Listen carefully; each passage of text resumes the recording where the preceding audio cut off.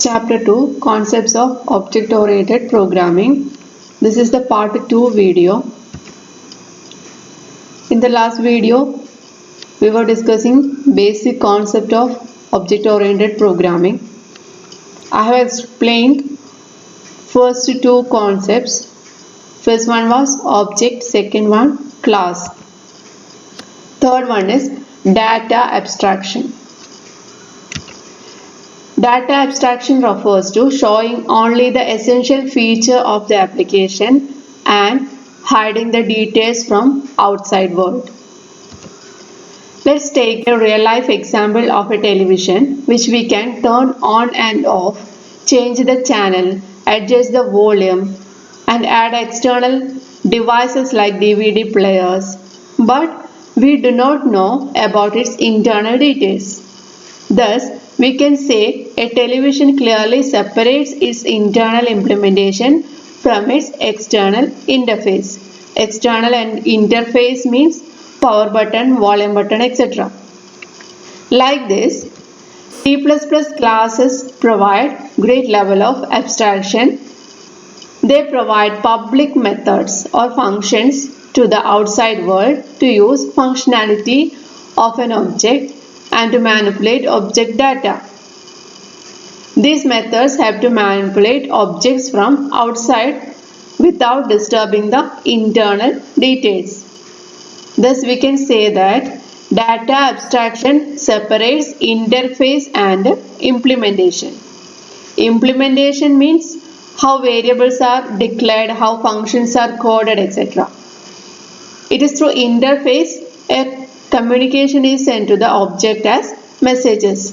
Interface means function header. For example, in our school software, a function showStudent of student object may be called without actually knowing what is the structure of that function and what are the codes. Next, advantages of data abstraction. Class internals or class members are protected from accidental user level errors. That is, class members are protected from the outside world, outside interference. Next is, any change in class implementation may be done over time in response to changing requirements without changing the statements of the class. Next concept is data encapsulation. It is the fourth concept of OOP. All C++ programs are composed of two fundamental elements. The two elements are functions and data. Encapsulation in object-oriented programming concept binds together data and functions that manipulate the data and keeps both data and function safe from outside interference and misuse. C++ implements encapsulation and data hiding through declaration of class. A C++ class contains three access specifiers. All members may have three specifiers: private, protected, and public. Members declared under private section are not visible outside the class, and members declared as protected are visible to its derived class also, and members declared as public are visible to other parts of the program also. By using these access specifiers, classes are declared and data encapsulation is performed. Next, modularity. Modularity is a concept through which a program is partitioned into modules that can be considered and written in their own with no consideration of any other module. That is, a program is divided into components, or components are called modules. These modules are later linked together to build the complete software.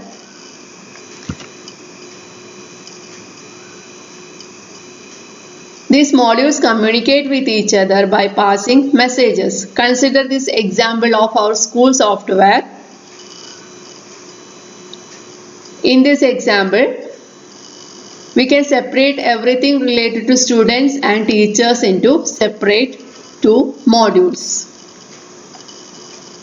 Next concept is inheritance.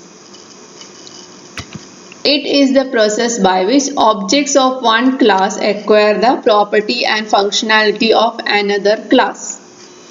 It supports the concept of hierarchical classification. Let's take a real life example to explain this scenario. In this figure, land vehicle and water vehicle acquires the properties of the main class, that is vehicle. Vehicle is the base class. Land and water vehicle are derived classes. Again, car and truck acquires the property of land vehicle and boat acquires the property of water vehicle. But here is a section, that is hovercraft. It acquires both the property of land and water vehicle. In the case of hovercraft, which travels both in land and water, it acquires both land vehicle and water vehicle property. So in each level, each class has its own property and some inherited property from its base class. Thus, the level of hierarchy can be extended to any level. Car can again be divided into hatchback cars, SUV cars, sedan, etc.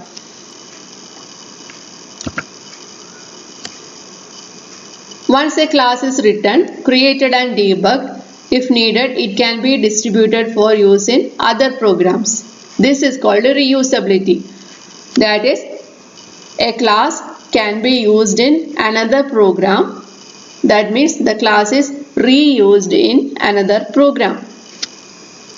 In OOP, the concept of inheritance provides an important extension to the idea of reusability. In this figure, inheritance is explained by using a base class and two derived classes. The existing class is base class and the new classes are derived classes. The derived class will have combined feature of both the classes. Here the derived classes have feature A and B, which is in base class, and it has two new features as its own, feature C and D. Next is different forms of inheritance. Different forms are single, multiple, multi-level, hierarchical and hybrid.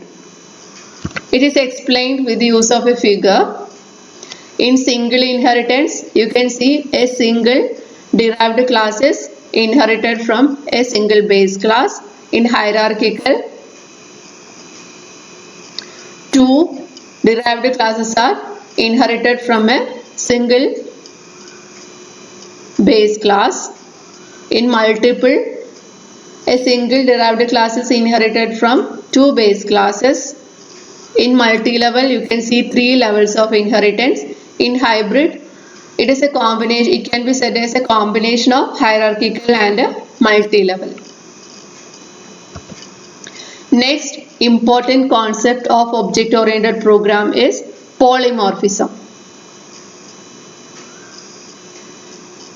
Poly means many, morph means shapes. So polymorphism can be defined as ability to express different forms. The ability to express different forms. It is the definition of polymorphism. Look at this picture. A man commands now speak. Then the command is executed by different animals in different forms. The same command speak is executed in different forms. Duck responds as quack, cat responds as meow, etc. Here same command has different forms. Like that, in object-oriented programming, polymorphism refers to the ability of a programming language to process objects differently depending on their data type or class. Or it is the ability to redefine methods for derived class. Consider this example. Here a base class is given, it is shape, and 3 derived classes are there. The function in base class is area, and the same function is present in 3 derived classes also, but the function area has different structure or different signature in different classes. Here in circle class, the equation for area is pi r square. In rectangle, equation is L into B. In triangle, equation is half BH. Like that, the same function area has different form in different derived classes. Next is classification of polymorphism. It is classified into 2, runtime or dynamic polymorphism and compile time or static polymorphism. Compile time polymorphism is of 2 types, function overloading and operator overloading. First one is compile time polymorphism. It refers to the ability of the compiler to relate or bind a function call with the function definition during compilation itself. That is, the binding of function call takes place at the time of compilation. So it is called a static polymorphism.